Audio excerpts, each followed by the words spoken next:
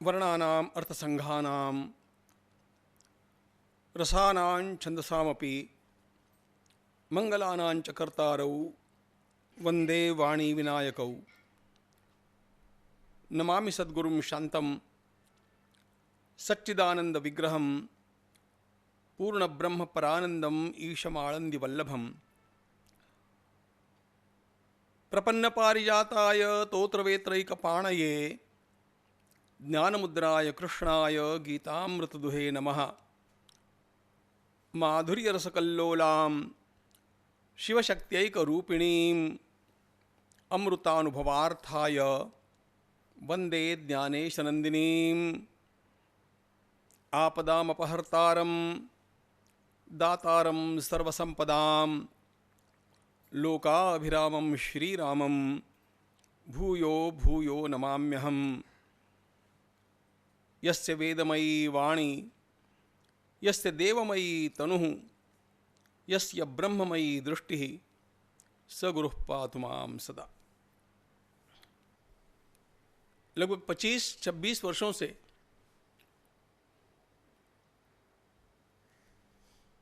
एक पाथेय का हम लोग चिंतन करते रहे और उसके पश्चात कार्यकर्ताओं के लिए इस नव पाथेय में कुछ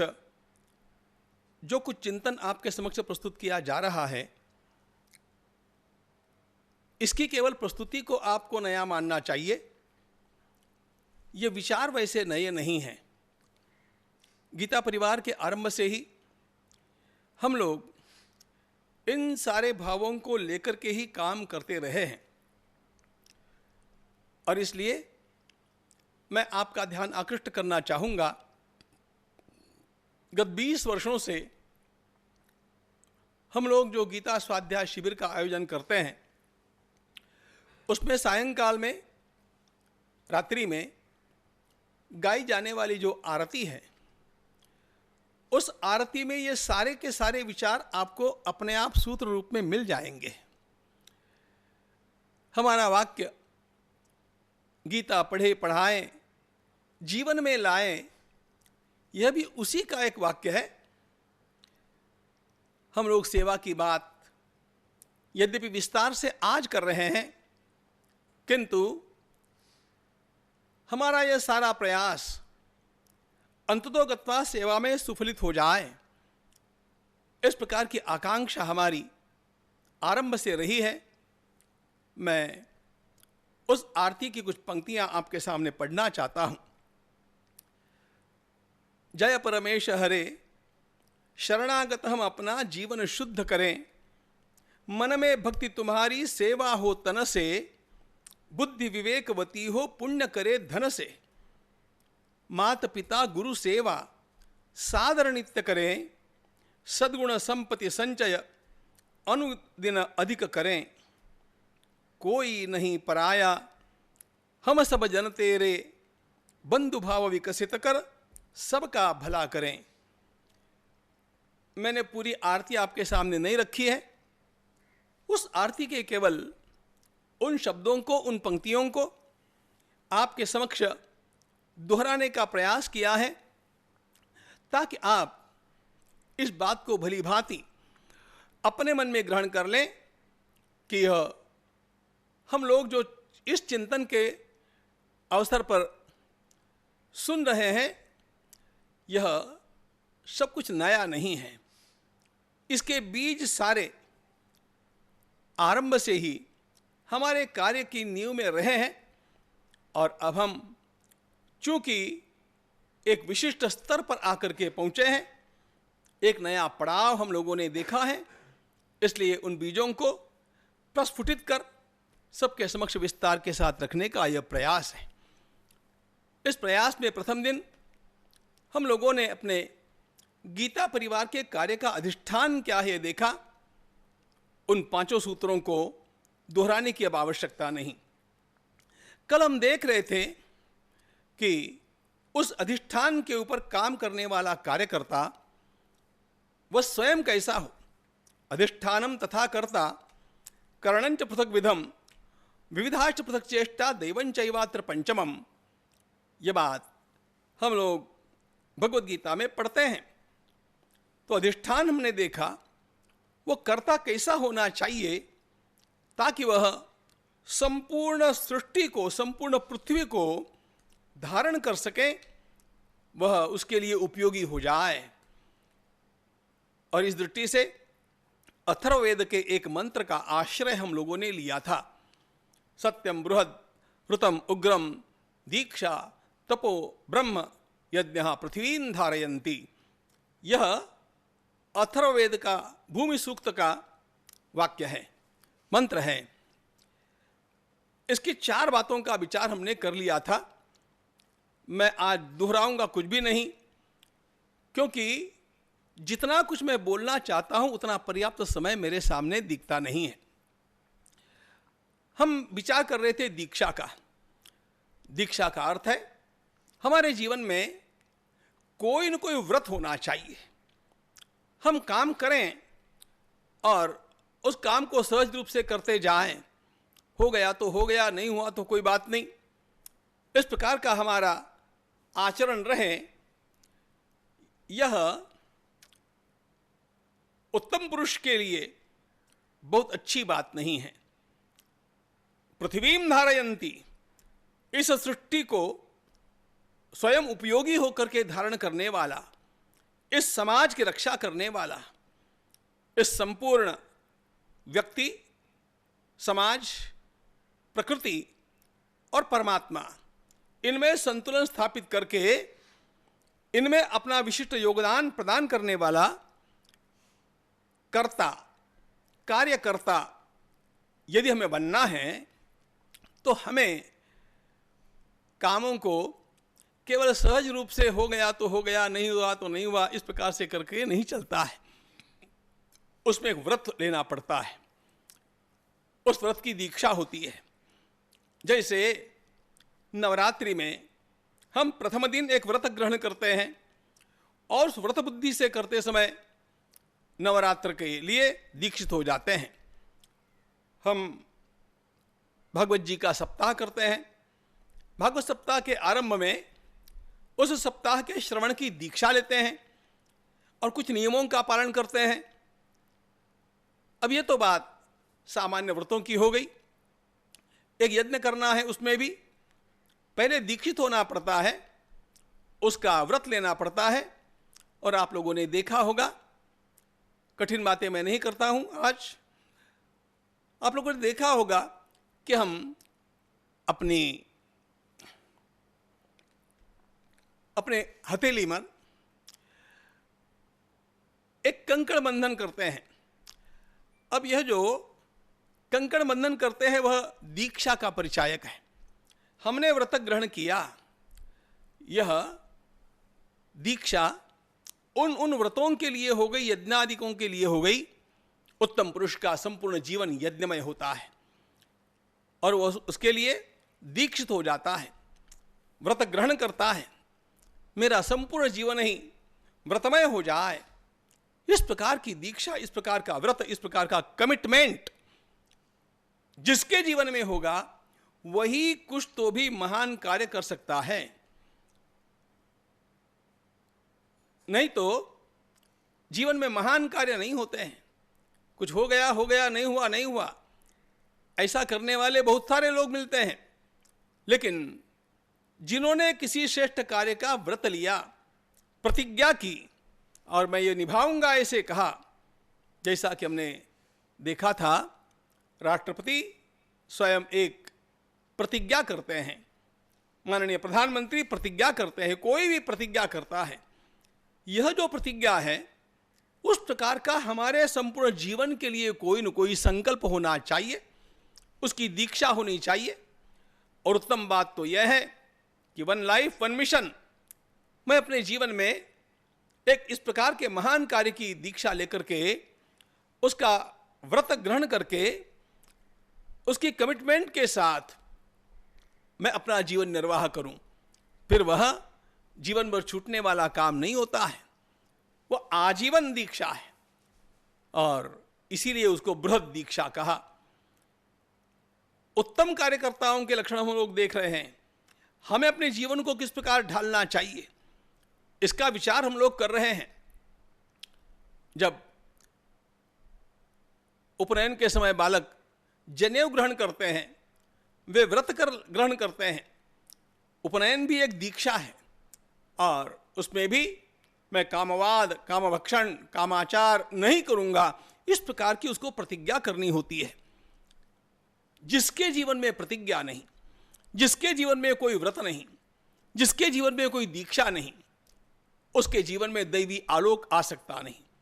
इस दैवी आलोक का, उस दैवी प्रकाश का हमारे जीवन में अवतरण करने के लिए इसकी बहुत आवश्यकता होती है। और इसीलिए भगवान वेद कहते हैं सत्यम बृहद ऋतम उग्रम दीक्षा, फिर कहते हैं तपो। मनुष्य का जीवन तपोमय होना चाहिए। भगवत गीता के उपासक हैं हम।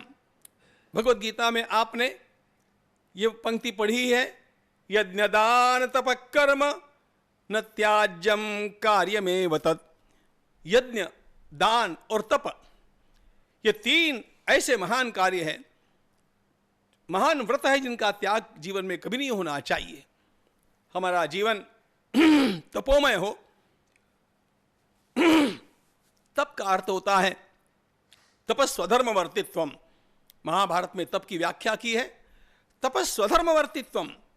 मैं अपना काम करूंगा और मैं अपना काम करते समय आने वाले सारे के सारे संकटों को झेलता हुआ भी, सारी की सारी अड़चनों को पार करता हुआ भी, सारे के सारे द्वंद्वों को सहता हुआ भी अविचल रीति से आगे ही बढ़ता रहूंगा। इसको कहते हैं तप।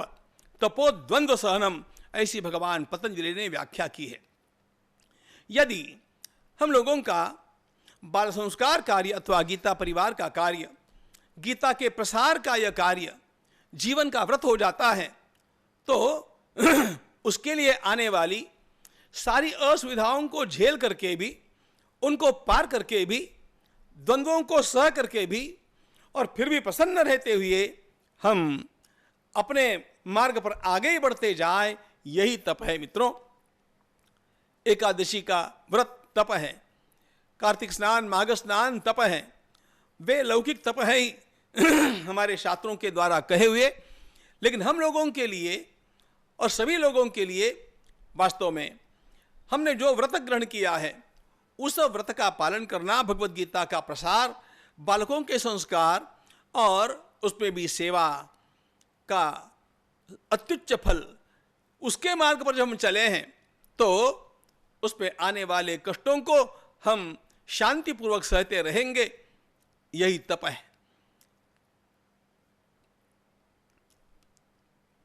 मैं दिव्य मार्ग पर चला हूं, उच्च लक्ष्य लेकर के चला हूं, तो सब कुछ मेरे लिए सुविधाजनक हो जाना चाहिए, ऐसी अपेक्षा नहीं रखना। कल के प्रश्नों में एक प्रश्न था, हमारे जीवन में अनेक आपदाएं आती है, अड़चनें आती है, और जो लोग कुछ भी इस प्रकार का महान काम करते हुए दिखते नहीं है, उनके जीवन सुखमय दिखते हैं।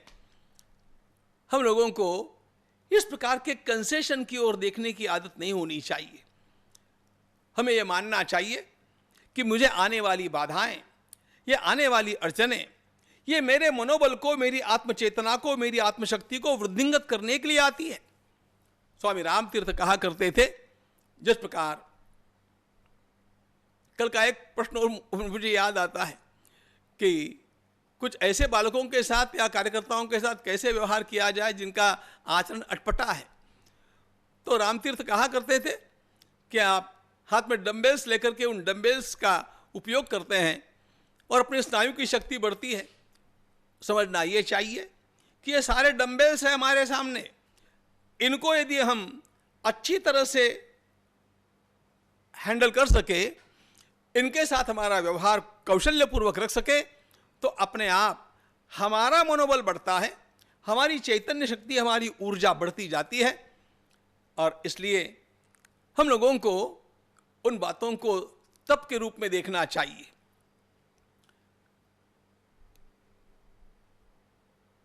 बहुत गर्मी है, बहुत सर्दी है, या बरसात आ गई, इस प्रकार की शिकायतें करते रहने वाला मनुष्य अपने जीवन में किसी प्रकार का कोई महान कार्य नहीं कर सकता है।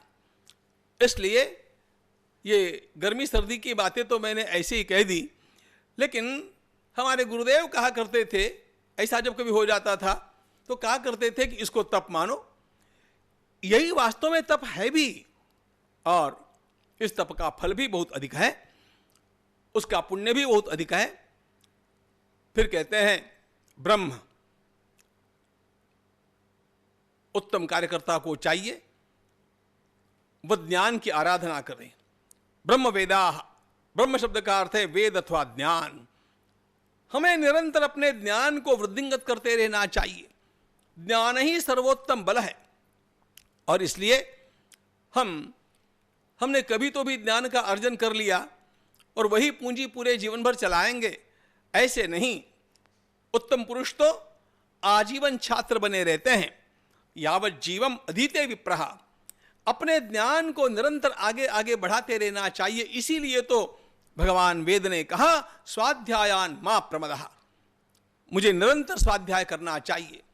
और आपको इस बात का पता होना चाहिए कि यह उपदेश स्वाध्यायान मा प्रमदः उस छात्र को दिया जाता है जिसने अपनी शिक्षा को पूरा कर लिया है और अब वह समावर्तन संस्कार करके गुरुकुल से बाहर निकल रहा है। अरे गुरुकुल में रहते हुए ही, कॉलेज में अथवा विद्यालय में रहते हुए भी पढ़ते नहीं है लोग। और यहां पर तो भारत के ऋषि पढ़ करके जाने वाले छात्र को कह रहे हैं कि तुम्हें घर पर जाने के पश्चात भी रोज पढ़ना है, रोज। स्वाध्यायान मा प्रमदः। हम कार्यकर्ता है ना, हम कोई सेवा का काम करने के लिए निकले हैं ना, हमें भी अपने ज्ञान को अपडेट करते रहना चाहिए। हम लोगों को निरंतर अपने ज्ञान में वृद्धिगत वो हो रहा है कि नहीं, इस बात का ध्यान रखना चाहिए। आज किसी भी क्षेत्र में ज्ञान का विस्तार इतने वेग से हो रहा है कि जो अपने ज्ञान को पुनः पुनः वृद्धिगत नहीं करेगा वह अपने आप पिछड़ जाएगा। और इसलिए हम कर्ता का विचार कर रहे हैं। कार्यकर्ता वो उत्तम काम कर सकता है जो नित्य नूतन अपने ज्ञान को भी वृद्धिगत करता जाता है। स्वामी विवेकानंद का जीवन देखिएगा। मृत्यु की शैया पर भी स्वामी जी महाराज एनसाइक्लोपीडिया ऑफ ब्रिटानिका पढ़ रहे थे। वो 13 खंड उनके पास में पड़े थे उस समय पढ़ने के लिए।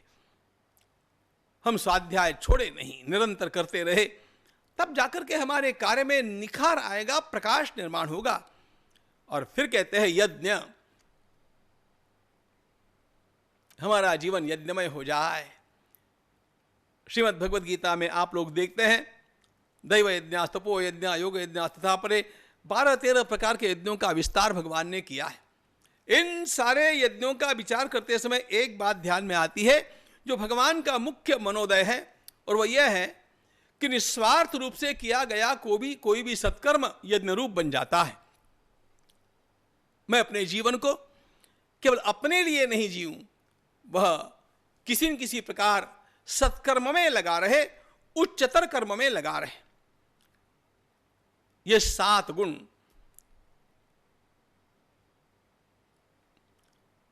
पृथ्वी को, समाज को, मनुष्य जीवन को और अपने आसपास के वातावरण को संतुलित रखने के लिए अत्यंत उपयोगी गुण है। ये गुण जिन कार्यकर्ताओं में होंगे, और इस प्रकार के कार्यकर्ता जिस समाज में होंगे, वह समाज नष्ट नहीं होगा, वह समाज पतित भी नहीं होगा, वह समाज निराश नहीं होगा, वह समाज निरंतर सन्मार्ग पर आगे आगे बढ़ता जाएगा और वह उन्नति ही करेगा।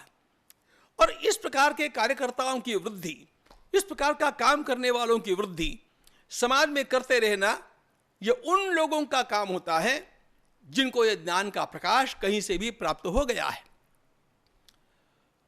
हम लोग अपने जीवन को धन्य करना चाहते हैं और इस सेवा के माध्यम से ही उस धन्यता का पूर्ण अनुभव लिया जा सकता है। देखो, मनुष्य के जीवन की सार्थकता, मनुष्य के जीवन की पूर्णता, मनुष्य के जीवन की सर्वोत्तुंग श्रेष्ठता 3 बातों में है। 3 में से एक तो भी हमारे जीवन में होनी चाहिए, तब जाकर के प्रकृति ने हमें ये जो मनुष्य शरीर दिया है वह शरीर सार्थक हो गया, उसका हमने पूरा पूरा उपयोग किया, ऐसा कहा जा सकता है।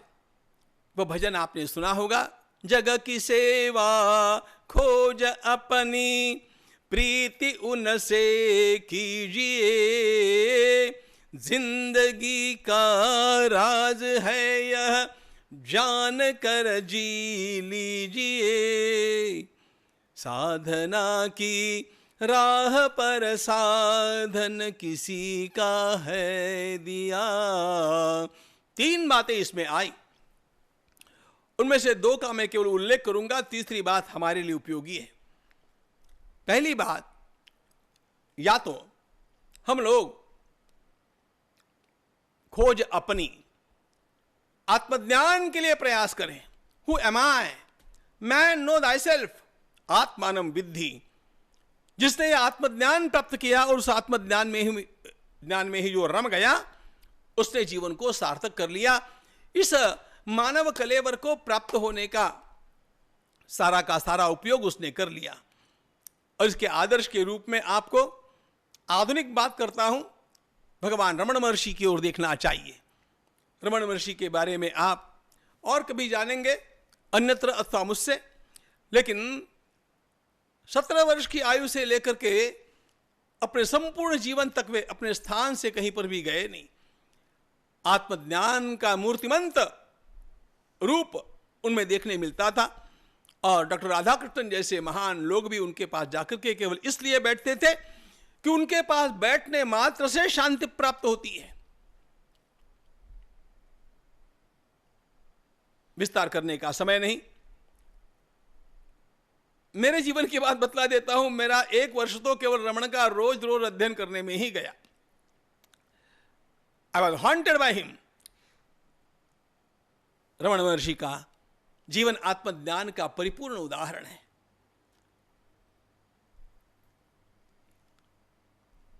प्रीति उनसे कीजिए।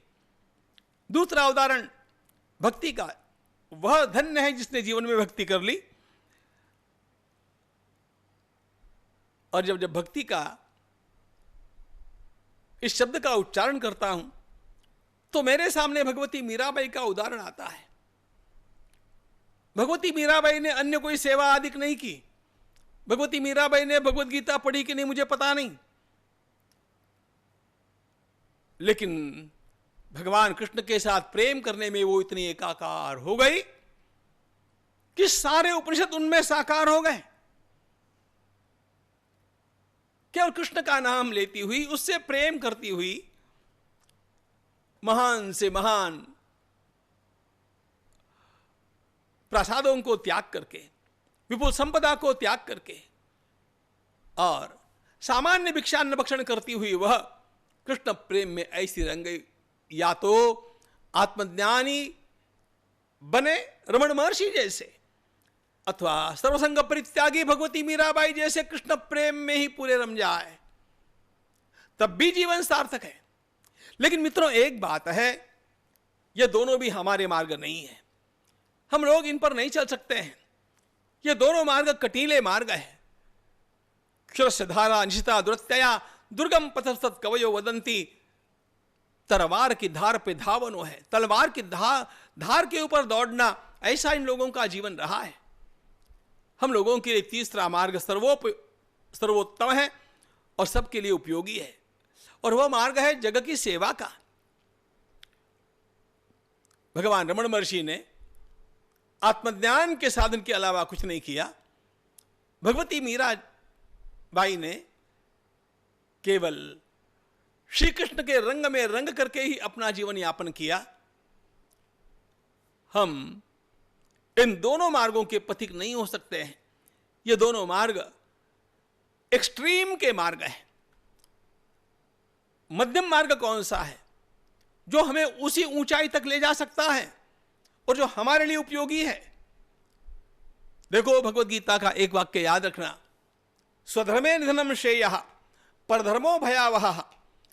जो बात मेरे लिए उपयोगी नहीं है लेकिन अन्य में मैं देखता हूं, उसको देख करके मेरा मन ललचा जाए और मैं उसका अनुकरण करने का प्रयास करूं मेरी क्षमता न होने पर भी, तो वह परधर्म होने के कारण मेरे लिए उपयोगी नहीं होगा।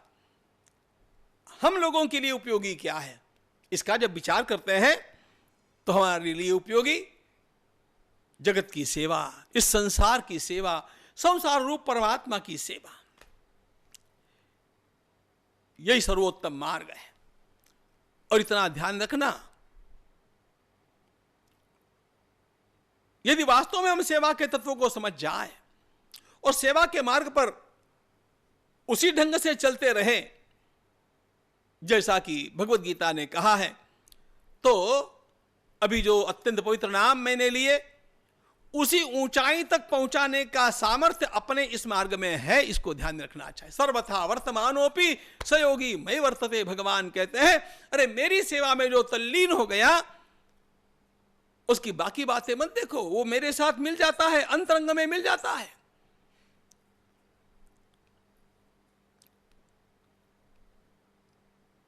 भगवत गीता का 12वां अध्याय आप लोग पढ़ते हैं। 12वें अध्याय के एक श्लोक में मुझे लगता है कि हमारी सेवा का सारा शास्त्र आ गया, जहां पर भगवान हम लोगों से बड़े सहज शब्दों में बतला देते हैं, संनियम्येन्द्रिय ग्रामम सर्वत्र समबुद्धयः ते प्राप्नुवन्ति मामेव सर्वभूत हिते रताः।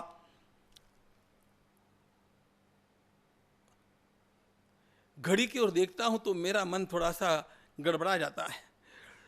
इतना कुछ बोलने जैसा लगता है आप लोगों के समक्ष, क्योंकि आप लोग अत्यंत प्रिय है मेरे।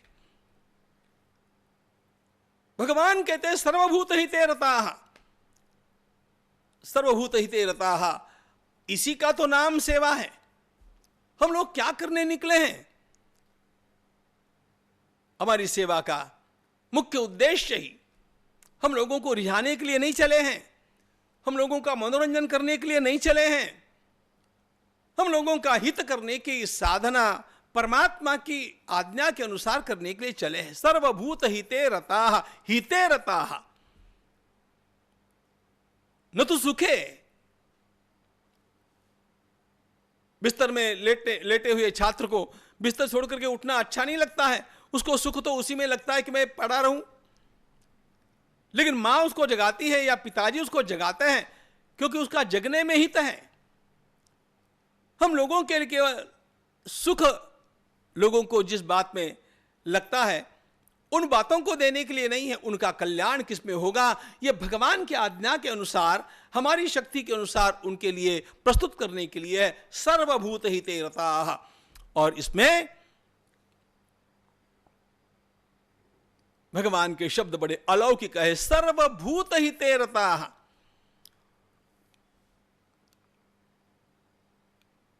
भगवान केवल मनुष्य की बात नहीं करते हैं। भूत शब्द का अर्थ है सारे प्राणी मात्र, भूत शब्द का अर्थ है पंचमहाभूत, क्योंकि यह सारा ईश्वर का स्वरूप है। सरित समुद्रांश हरे शरीरम यत्किंच भूतम प्रणमेदनन्यः। और इसलिए अब इस संपूर्ण सृष्टि की सेवा करने के लिए मैं हूं, इस प्रकार का भाव उसके अंतःकरण में जगता है जिसने गीता के संस्कारों को अपनाया है। गीता पढ़े पढ़ाए जीवन में लाए, गीता जीवन में आई, इसकी कसौटी क्या है?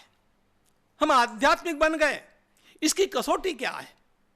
अरे कुछ तो कसौटी होनी चाहिए। भगवान रमण की बात छोड़ दीजिए, वो ज्ञान का मार्ग है।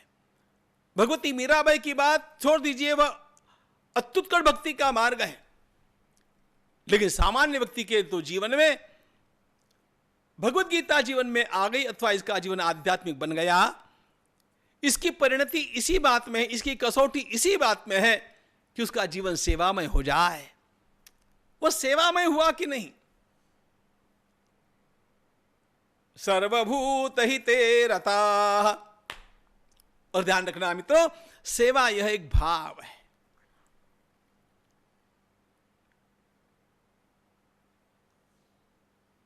किसी भी विशिष्ट क्रिया को सेवा नहीं कह सकते। हमारा उद्देश्य सामने वाले का हित करना है कि नहीं, इसको देख करके उसका समर्थन होता है। आप बताइए, पेट चीरना हित है कि अनहित है? एक गुंडा जब किसी को छुरा भोंकता है, उसका पेट चीरता है, तो ये तो दुष्कर्म हो गया, पाप हो गया।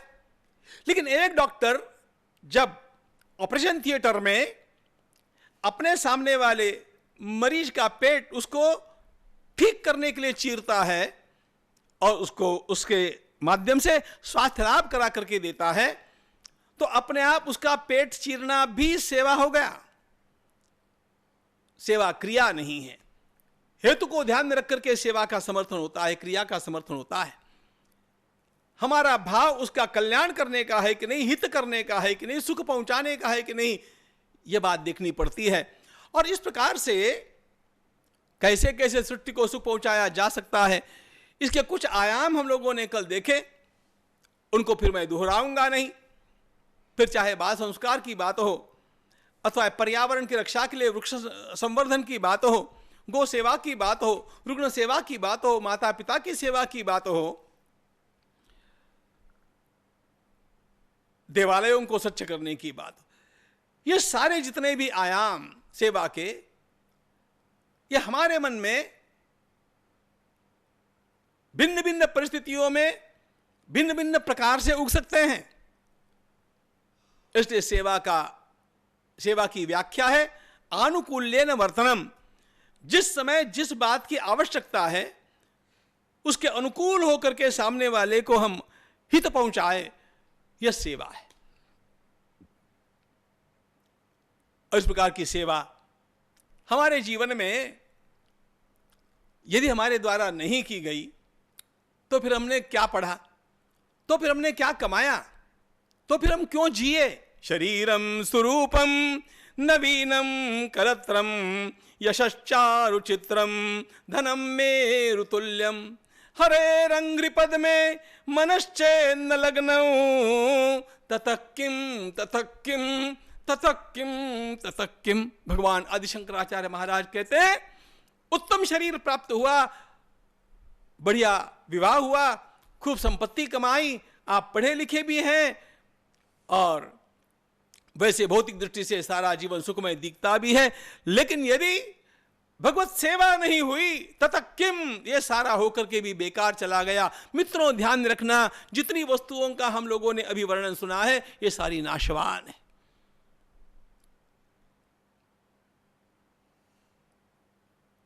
नाशवान वस्तुओं को प्राप्त करके उनका सदुपयोग किया जाए तो उससे अविनाशी फल प्राप्त होता है। और वो अविनाशी फल क्या है? भगवत गीता का वही श्लोक देखिए, ते प्राप्नुवन्ति मामेव। इसमें सेवा का फल दिया है भगवान ने। ते प्राप्नुवन्ति मामेव सर्वभूत हिते रताः। आप लोगों की सेवा करते रहिएगा, निरंतर सेवा करते रहिएगा, सेवा में अपने को समर्पित करते रहिएगा। भगवान कहते हैं, अंततो गत्वा आप मेरे पास आकर के पहुंचेंगे। आपके लिए आप जहां होंगे वहां मैं आ जाऊंगा। ते प्राप्नुवन्ति मामेव, माम एव प्राप्नुवन्ति। इसका अर्थ है वे न तो नरक में जाएंगे न स्वर्ग में जाएंगे, वे मेरे पास आएंगे। यह सेवा का फल है। वैसे सेवा के गौण फल और भी है, यह तो सेवा का अंतिम फल हो गया। लेकिन सेवा का पहला फल होता है हमारे धन की सार्थकता। मेरे पास कुछ एक्स्ट्रा धन है, उसका क्या करेंगे? मेरे पास कुछ एक्स्ट्रा समय है, उसका क्या करेंगे? मेरी कुछ क्षमता है कमाई हुई, उसका क्या करेंगे? सेवा के रूप में उसका सदुपयोग नहीं करेंगे तो व्यर्थ ही जाने वाला है। ध्यान रखना, ध्यान रखना मित्रों, सर्वदा ध्यान रखना। इस भौतिक अस्तित्व की एक सीमा है, भौतिक संपत्ति की सीमा है, भौतिक संपत्ति के काल की भी सीमा है। इस काल के गाल में सब कुछ नष्ट होने वाला है। इसलिए नष्ट होने वाले इन पदार्थों को, नष्ट होने वाले हमारे इस शरीर के माध्यम से जितना उसके लिए आवश्यक है उतना ग्रहण करके बाकी सारा का सारा मैं सेवा में लगा दूं, यह जीवन की धन्यता है। और यह जिसने किया होगा उसको अपने आप संपत्ति की सार्थकता के साथ साथ मन का समाधान प्राप्त होता है। Yes, I did live a significant life.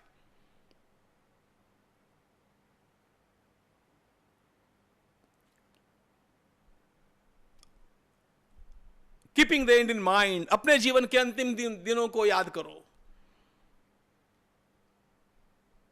खटिया पर लेटे लेटे मन में विचार आएगा, मेरे पास इतनी संपत्ति थी, मैंने कुछ अच्छा काम किया, मेरे पास इतनी क्षमता की मैंने कुछ अच्छे काम में लगाई।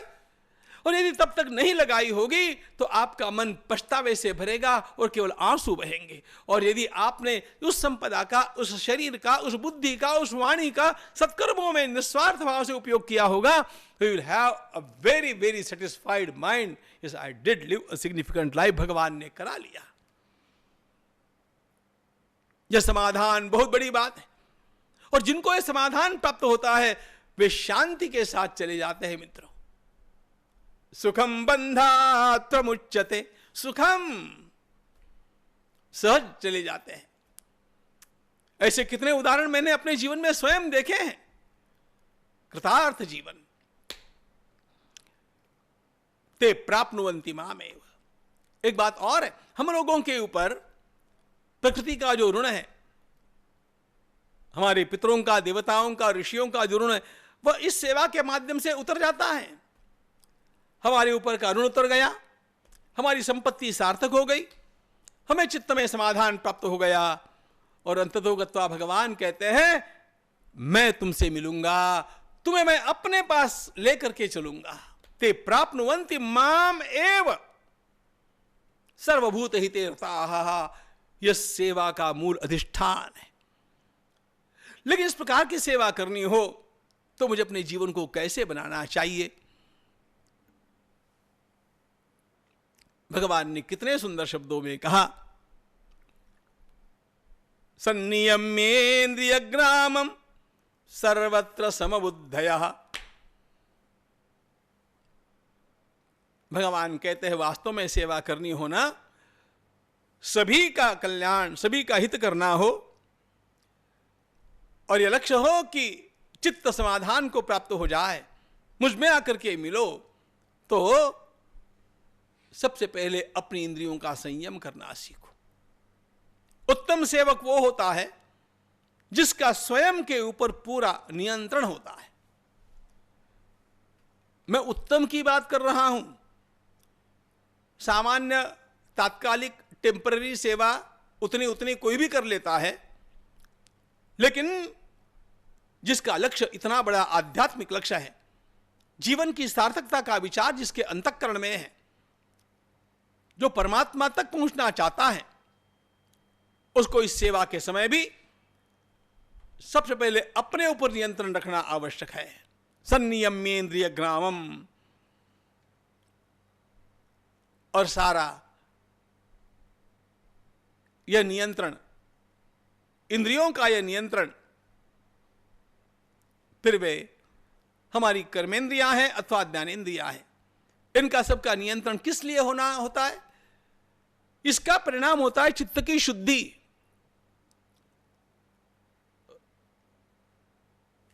भीतर से मैं चित्त शुद्धि का प्रयास करूं, उसके लिए मैं संयम का पालन करूं।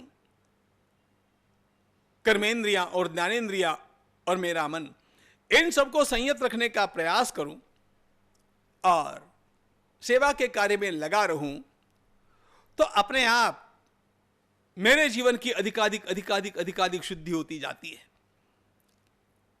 देखो, सभी के चित्त शुद्धि के उपाय उसकी योग्यता, उसकी क्षमता को देख करके हम लोगों को देने पड़ते हैं। मुझे याद है, बहुत वर्षों पहले की बात है, प्रश्नोत्तर तो मेरे चलते ही रहते थे।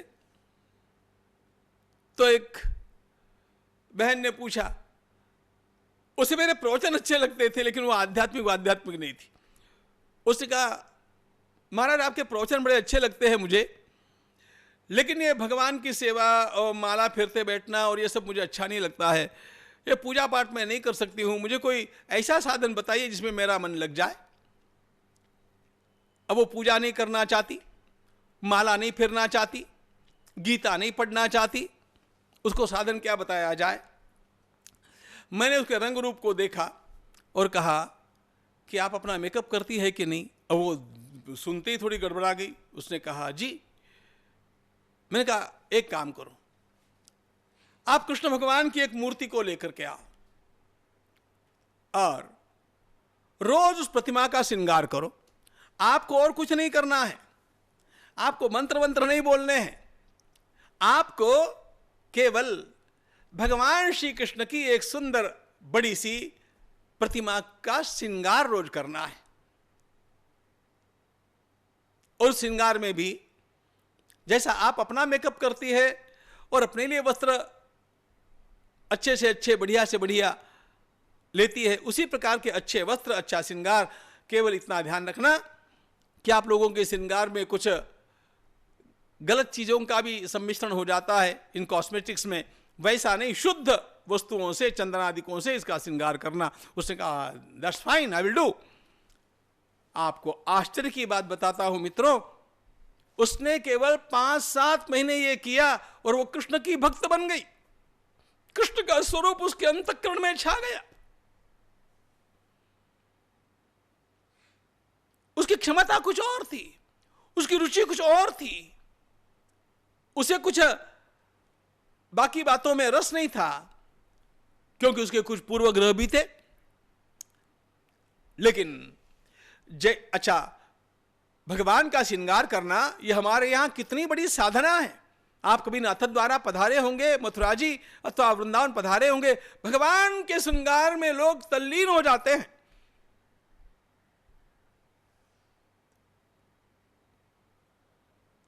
और उसके निमित्त अपने आप भगवान का वह दिव्य रूप उनके अंतःकरण में अपने आप आते रहता है। और यही तो करना है, प्रभु के दिव्य स्वरूप को तो ही अपने अंतःकरण में लाना है। तो बात ये चली थी कि संनियम्येन्द्रिय ग्रामम, ये सारी बातें जो है ना, ये साधन जो है, ये चित्त की शुद्धि के लिए है। और अपने आप हम जब लोगों की सेवा करते हैं, उनके सुख को देखते हैं, आप सेवा करके देखिए, तब ध्यान में आएगा कि सात्विक आनंद क्या होता है। आपदग्रस्त किसी व्यक्ति की सहायता करके देखिए, तब ध्यान में आएगा उसके आंखों को देख करके कि वह आनंद व सुख क्या होता है। जिसकी कोई व्यवस्था नहीं है, ऐसे दर्दी की सेवा करके आप देखिए, तब पता चलेगा ये आनंद, ये सुख क्या होता है। ये सात्विकता अपने भीतर अपने आप बढ़ती जाती है मित्रों। और ये करते समय एक बात ध्यान रखनी होती है, सर्वत्र समबुद्धया। हमें सेवा करते समय भेदभाव नहीं करना चाहिए। देखो, जिसको आवश्यकता है उसकी सेवा होती है। फिर यह करते समय आप न जाति देखिए, न धर्म देखिए, न और कुछ देखिए। आपको देखना ही नहीं है किसी का नाम, किसी का रूप, आपको देखना है उसके भीतर बैठे हुए कृष्ण को, आपको देखना है उसके भीतर बैठे हुए श्री राम को। आपको सेवा उसकी करनी है और यह अत्यंत समर्पित होकर के करनी है।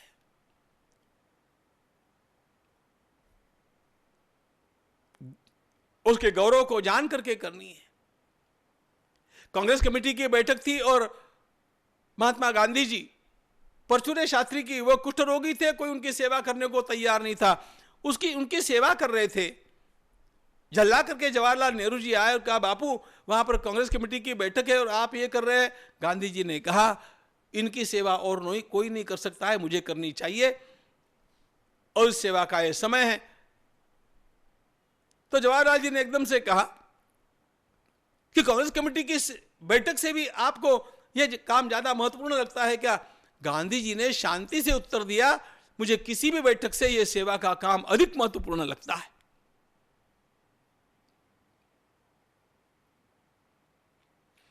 गीता पढ़ाने का काम, बाल संस्कार में बालकों को पढ़ाने का काम, उनको कुछ भी सिखाने का काम हमें अन्य सारे कामों से अधिक महत्वपूर्ण जिस दिन लगेगा, ध्यान रखना, उस दिन कृष्ण आपके लिए गदगद हो जाएंगे।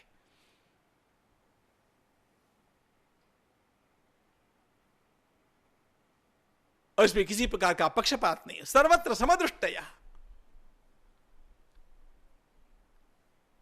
सामने का व्यक्ति, वो स्त्री है, पुरुष है, उसकी जाति क्या है, आयु क्या है, उसके नाम और रूप से मुझे मतलब नहीं है। मुझे मतलब उसके भीतर बैठी हुई उस चेतना, अहम। भगवान स्वयं कहते हैं,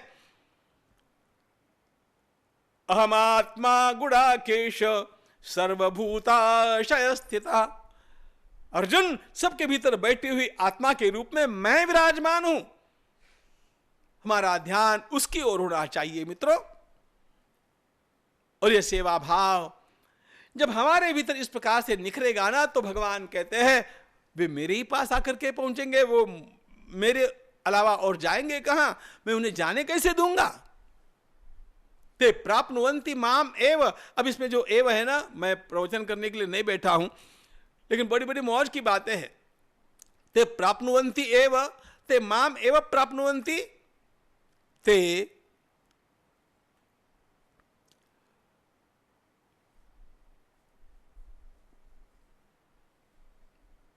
एव प्राप्नुवन्ति।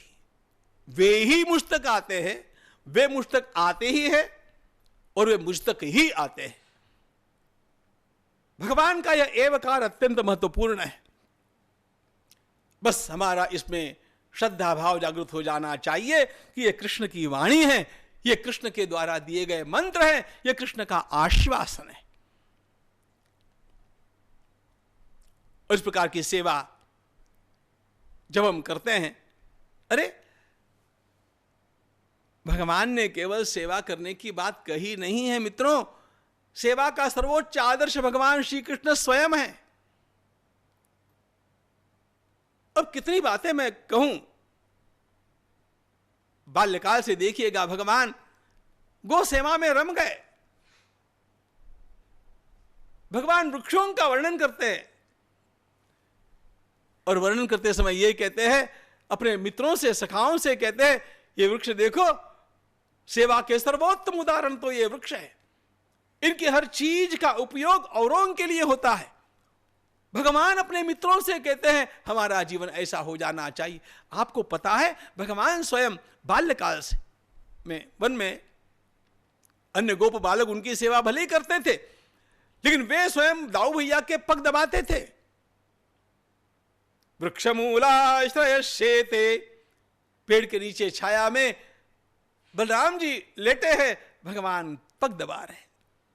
यह कृष्ण की बात कर रहा हूं।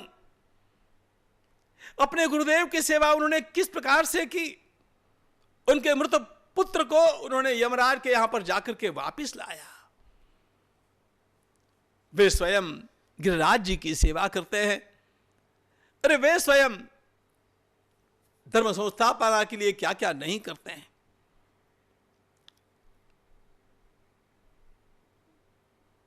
कैसा लगता होगा सोचिए जरा। जिन कृष्ण के बिना पांडवों का पत्ता नहीं हिलता है और जो उन्हें सर्वोच्च मानते हैं, उन पांडवों के यज्ञ में श्री भगवान और काम तो औरों को दे दिए और अपने पास कार्य लेते हैं। राजसु यज्ञ में कृष्ण पादावने आने वाले साधु ब्राह्मणों का पग धोने का काम भगवान स्वयं करते हैं। कृष्ण वंदे जगत गुरु हम कहते हैं ना, यह केवल उच्चासन पर बैठ करके हाथ हिला करके आशीर्वाद देने वाले जगत गुरु की बात नहीं है, यह पग धोने वाले जगत गुरु की बात है। अर्जुन का अर्थ हाँकते हैं। यहां तक भी मैं समझ सकता था उनका स्किल होगा, लेकिन अर्जुन के अश्वों की सेवा करते हुए कृष्ण का महाभारत में मनोज्ञ वर्णन आता है।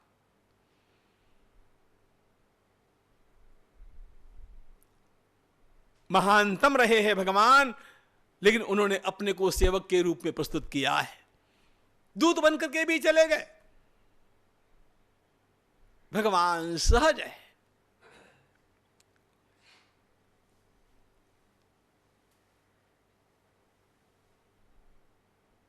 मुझे तो भगवान श्री कृष्ण और श्री हनुमान जी महाराज, हम भगवत गीता के उपासक है ना, वक्ता भगवान है, श्रोता अर्जुन है, और उनके साथ साथ रथ के ऊपर विराजमान श्री हनुमान जी भी बैठे हैं। एक बार आप ही के सामने प्रवचन करते समय मेरे मुख से अनायास निकल गया था कि एक वक्ता है, एक श्रोता है और एक आदर्श है।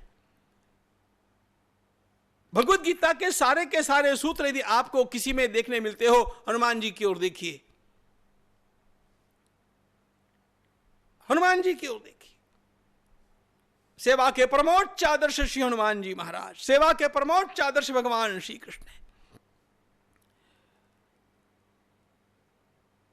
और ध्यान रखना, इन दोनों के पास कोई पद नहीं है। भगवान श्री कृष्ण राजा नहीं है, लेकिन कृष्ण के बिना महाभारत में पत्ता भी हिलता नहीं है। हनुमान जी महाराज न राजा है, न राजकुमार है, न युवराज है, कुछ भी नहीं है। जिस टुकड़ी को भेजा गया था उसके भी वे नायक नहीं है, लेकिन उनके बिना पत्ता हिलता नहीं है। वानर यूथ मुख्यम, उनको वानर यूथ मुख्य कहा गया। अरे जिसके पास कोई पद नहीं, मनुष्य पद से बड़ा होता है तो एक सामान्य बात हो गई, पद जिनके पीछे चलते हैं वो महान बात हुई। इन दोनों ने अपने को सेवक के रूप में प्रस्तुत किया, लेकिन इनके बिना कुछ भी नहीं चलता है। द सर्वेंट लीडर सेवा करते करते अपने आप ये सारी बातें अपने पीछे चलती है। मित्रों, एक बात और, समय पूरा होता आया है, बोलने जैसा मेरे मन में बहुत सारा है।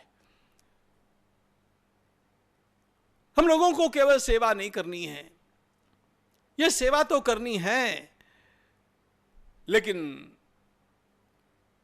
यह अकेले अकेले नहीं करनी है, सबको मिलकर के सेवा करनी है। इसका कारण यह है कि कोई भी महान कार्य आज अकेला व्यक्ति बहुत थोड़ी मात्रा में कर सकेगा, बस समाज को परिवर्तित नहीं कर सकेगा, वो उतना प्रभावी नहीं होगा। और इसलिए हम लोगों को अपने साथ अनेक कार्यकर्ताओं को जोड़ना पड़ेगा। कार्यकर्ताओं की टीम, कार्यकर्ताओं का समूह। सबसे पहले तो मैं ये बात कहना चाहता हूं कि आप सभी लोग धन्य हैं। मैं आप सबका अभिनंदन करता हूं। 126 देशों में 3.5 लाख से अधिक लोग जब 1.5 वर्ष में गीता का अध्ययन कर रहे हैं और लगभग 4000 कार्यकर्ता, मेरे भाई बहन, इसमें सहभागी होकर के अपनी सेवाएं अर्पित कर रहे हैं, तो आपका अभिनंदन मैं नहीं करूं तो मुझसे गलती हो जाएगी। आपका भूरी भूरी अभिनंदन करता हूं। आपके भीतर बैठी हुई परमात्मा की इस श्रद्धा को मैं प्रणाम करता हूं। आप धन्य हैं। हमारे इस समूह का विस्तार होते जाना चाहिए, स्थान स्थान पर होते जाना चाहिए। ये कार्यकर्ता कहां से लाएंगे? मित्रों, कार्यकर्ता निर्माण नहीं किए जाते हैं।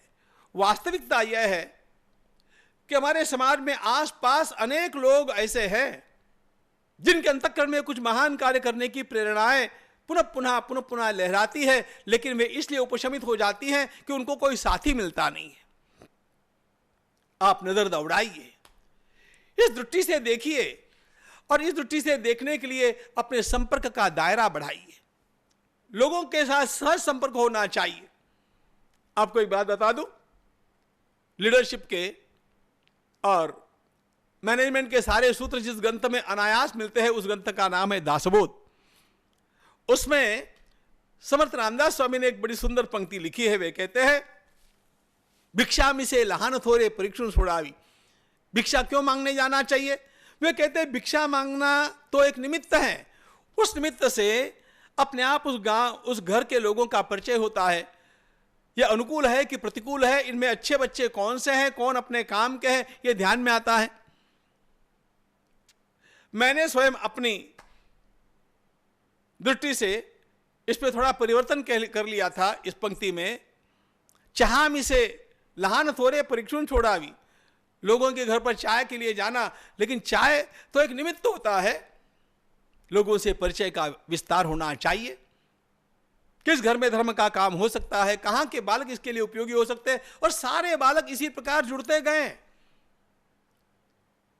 हमारे परिचय के दायरे में अनेक लोग आएंगे, तो उनमें से कुछ हम अपनी दृष्टि से चुन सकते हैं, और ये जो चुने जाते हैं, many are called but few are chosen। परिचय के दायरे में आए हुए सब लोग उपयोगी नहीं होते हैं, कुछ होते हैं, उनको चुनना ही अपनी कला होती है। लेकिन चुन करके क्या करना, फिर उनको कार्य की प्रेरणा देना आवश्यक है। और जैसे जैसे यह कार्य की प्रेरणा उनके भीतर संक्रमित होती है, फिर उनको यह भी बतलाना आवश्यक होता है कि यदि यह कार्य करना होगा तो कौन कौन से परहेज रखने होंगे, उसका भी विचार उनके मन में आता है। तो forming the team, then norming the team, and then storming the team, फिर उनकी से उत्साह शक्ति बढ़ाना आवश्यक होता है। मित्रों, यह उत्साह शक्ति अपने कार्य के लिए उपयोगी कैसे हो सकती है, यह और भी एक बड़ा सुंदर मनोज्ञ विषय है। और फिर वे अपने काम में जुट जाते हैं।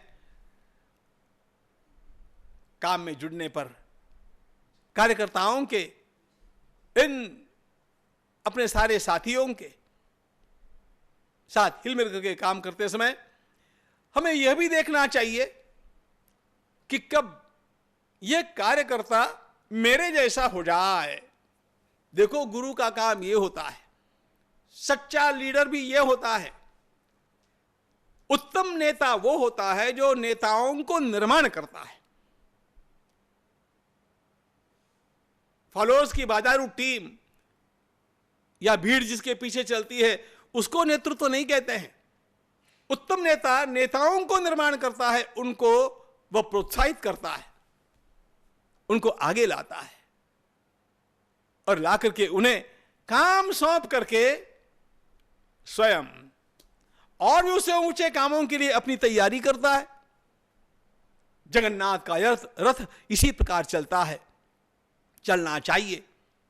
और यह सब करते समय एक बात का हम लोगों को निरंतर ध्यान रखना चाहिए कि इन सब कार्यकर्ताओं में हम सामंजस्य बैठाएं, क्योंकि सबकी क्षमताएं समान नहीं होती है, सबकी रुचि भी समान नहीं होती है। लक्ष्य एक है, हमारी कार्य पद्धति एक है, लेकिन सबकी रुचि भिन्न है और सबकी क्षमता भिन्न है। इसलिए इन कार्यकर्ताओं को संभालना भी पड़ता है। और ये जो संभालना है ना, हनुमान जी के जो अनेक गुण भगवान श्री राम ने कहे, राम जी ने कहे हैं, शौर्यम दाक्षम बलम धैर्यम प्राज्ञता नय साधन। नय साधनम, नए साधन का अर्थ है टीम को कभी टूटने नहीं देना। हमारी टीम कभी टूटनी नहीं चाहिए, कोई एक भी व्यक्ति बाहर नहीं जाना चाहिए। गीता परिवार के भीतर आने का द्वार तो है, लेकिन बाहर जाने का दरवाजा ही नहीं है। यही हम आरंभ से कहते आए। हर एक को अपनी योग्यता के अनुसार, अपनी रुचि के अनुसार कोई ना कोई काम अवश्य मिलता है, मिलना चाहिए। और ये जो कर पाते हैं वे तो नेता है, वे तो बड़े भाई होते हैं, उनके ऊपर तो सारी जिम्मेदारी है। और ये सब करते समय हम लोगों को इस बात का ध्यान रखना चाहिए। मैं तो और भी अनेक बातें बोलना चाहता था। छत्रपति शिवाजी महाराज का जीवन एक सर्वोत्तम नेता का जीवन, एक सर्वोत्तम कार्यकर्ता का जीवन। शिवरायाचे आठवावे बोलणे, शिवरायाचे आठवावे चालणे, शिवरायाचे सलगी देणे कैसे से, शिवरायाचा आठवावा साक्षेप। एक छत्रपति को याद करो तो सारे के सारे गुण आपके भीतर अपने आप अवतरित होने लग जाएंगे। इतनी महान वह विभूति रही। और ये बात मैं नहीं कहता हूं, ये स्वामी विवेकानंद के द्वारा कही गई बात है। ये सेवा का कार्य करते समय, सबको साथ लेकर के कार्य करते समय हम लोगों को इस बात का विचार करना चाहिए कि हमारा साध्य और साधन क्या है। ये सब कुछ हमारे साधन है। साध्य परमात्मा की भक्ति, समाज का संस्कार, समाज का कल्याण हित साधन, उसके लिए हम उपकरण। स्वामी जी को मठ बनाना था। शुचित्व कैसा होता है, स्वामी जी का ध्यान था। प्लेग का आरंभ हुआ, लोग भूखे, लोग बीमार होकर के मरने लग गए, कैंप खोले गए। रामकृष्ण मिशन ने भी अपना कैंप चलाया, लेकिन पैसों की कमी थी, फंड्स नहीं था। स्वामी जी ने कहा जमीन बेच दो। सेवा करना हमारा साध्य है, मठ बनाना हमारा साध्य नहीं है। मठ बनेगा नहीं बनेगा बाद में देखेंगे, जमीन बेचो लेकिन लोगों की सेवा करो।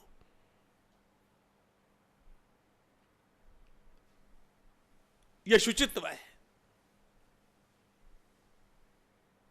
सनाम धन्य प्रधानमंत्री स्वर्गीय लाल बहादुर शास्त्री जी सत्ता में थे। प्रधानमंत्री तो बाद में बने, पहले पटना की म्युनिसिपैलिटी के वे कारपोरेटर थे। एक बैठक में वो नहीं थे, लोगों ने सरकारी जमीन के प्लॉटिंग करके और सब सदस्यों ने अपने अपने नाम से बांट ली। शास्त्री जी आए, उनको जब पता चला, उनका मेरे नाम का कोई प्लॉट नहीं होना चाहिए, बिल्कुल नहीं होना चाहिए। कहा इसमें कोई गलती नहीं है, सभी नियमों का पालन करके किया है। उन्होंने कहा नियमों का पालन करके भले आपने किया होगा, लेकिन मैं कहता हूं मुझे घर नहीं बनाना है। देश का एक महान प्रधानमंत्री रह करके भी उनको अपना घर नहीं था।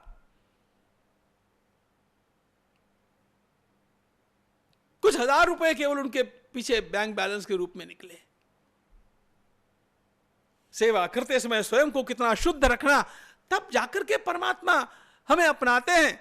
अशुद्धों को कैसे अपनाएंगे? हम जिस संघ के लिए, हम जिस समूह के लिए, हम जिस गीता परिवार के लिए है, हमें सर्वदा अपने को गीता परिवार से छोटा मानना चाहिए। यह भगवान का परिवार है। कोई भी व्यक्ति संस्था से बड़ा नहीं हो सकता, कोई भी व्यक्ति संस्था का गैर लाभ नहीं ले सकता। यह शुचित्व हमारे भीतर जागृत हो जाए। संस्था की संपत्ति है, उसका उपयोग मैं अपने लिए नहीं करूं। मुझे एक प्रसंग याद आता है, प्रसंग बड़ा पुराना है। 1984 का प्रसंग है। मेरे गुरुदेव पूज्य कांची महाराज पैठन में थे और कुछ लोग किसी काम से, उनके ही सेवक भेजे गए थे नासिक गए, तो मठ की गाड़ी लेकर के गए। अब फिर क्या हुआ, उन लोगों के मन में विचार आया कि अपना काम तो बहुत जल्दी हो गया और त्र्यंबकेश्वर पास में है, तो त्र्यंबकेश्वर दर्शन करने के लिए जाना चाहिए। उन लोगों ने क्या किया पता है? ये मेरी आंखों देखी बात आपको बतला रहा हूं। हम तो गदगद हो गए जब संगमनेर में मैंने इस घटना को सुना। उन लोगों ने दूसरी टैक्सी की, टैक्सी से त्र्यंबकेश्वर दर्शन के लिए गए, वहां से वापस नासिक आए और फिर नासिक से मठ की गाड़ी लेकर के पैठन आकर के पहुंचे। उनसे पूछा गया कि आप मठ की गाड़ी लेकर के नासिक तक आए थे तो त्र्यंबकेश्वर क्यों नहीं गए? कहा स्वामी जी ने नासिक तक आने के लिए कहा था, काम हमारा नासिक में ही था। त्र्यंबक जाने की बात स्वामी जी ने नहीं कही थी, वो हम अपने मन से गए, इसलिए मठ के गाड़ी का उपयोग करना हम लोगों को ठीक नहीं लगा। कौन इतना विचार करेगा? सेवा कैसे की जाती है सोचो। यह शुचित्व अंतःकरण में होना चाहिए।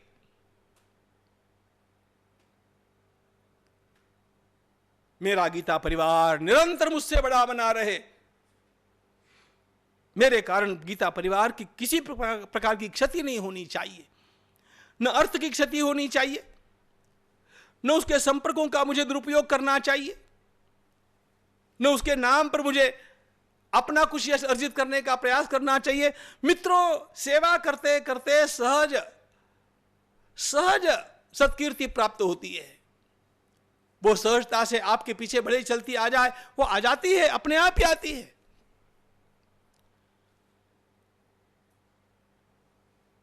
लेकिन मुझे उसकी आकांक्षा, मुझे जानबूझ करके उसका उपयोग ऐसे नहीं करना चाहिए। अनेक बार लोग संस्था के वित्त का उपयोग करते हैं, उसके नाम का उपयोग करते हैं, उसके संपर्कों का अपने स्वार्थ के लिए उपयोग कर लेते हैं, चाहे अन्य किसी काम के लिए भी करते होंगे। लेकिन जब गीता परिवार की बात है तो गीता परिवार से अन्यत्र इस प्रकार का उपयोग किया जाना यह शुचित्व के अंतर्गत नहीं आता है। इतने शुद्ध रह करके हम लोग गीता परिवार के माध्यम से स्वयं सेवा में अर्पित रहेंगे और इसी प्रकार की सेवा की प्रेरणा देकर के बालकों को भी आगे बढ़ने के लिए प्रोत्साहित करेंगे तो ध्यान रखना, हम भारत माता के गले का हार बनेंगे। अपने आप श्री भगवान हमसे प्यार करेंगे। यह सब करते समय कष्ट तो होता है, लेकिन यह सब करना चाहिए मित्रों, यही तो तप है। कष्ट सहकर भी स्वयं इस विश्व का कल्याण कर जा, कष्ट सहकर भी स्वयं इस विश्व का कल्याण कर जा। छोड़ जा पद चिन्ह अपने, छोड़ जा पद चिन्ह अपने, तीर्थ नव निर्माण कर जा। एक दिन ही जी, जगत की शान बनकर जी, एक दिन ही जी, मगर इंसान बनकर जी, इंसान बनकर जी। धन्यवाद। जय श्री कृष्ण।